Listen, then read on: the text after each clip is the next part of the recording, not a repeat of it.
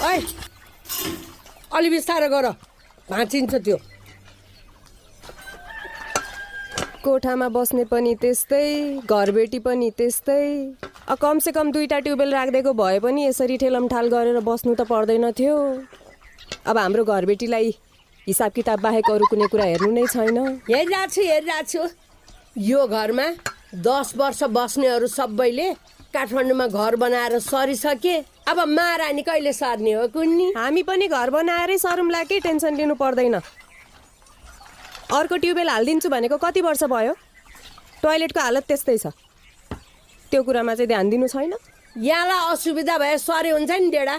तपाईँले जा भन्नै पर्दैन कि, समय आएपछि हामी आफै जान्छौँ। यस्ता भूकम्पले हल्लाको घरमा हामीलाई पनि बस्नु छैन। के रे के भन्यो यसले? पक्कलाई फेरि भन्दा के भन्नुस् रे? यस्ता भूकम्पले हल्लाको घरमा हामीलाई पनि बस्नु छैन भने। हाम्रो घर छ र पो भूकम्पले हल्लाए। तेरो घर छ? मेरो बाउको नि 2-2वटा दरबार जस्तो घर छ काठमाडौँमा। त्यसै पनि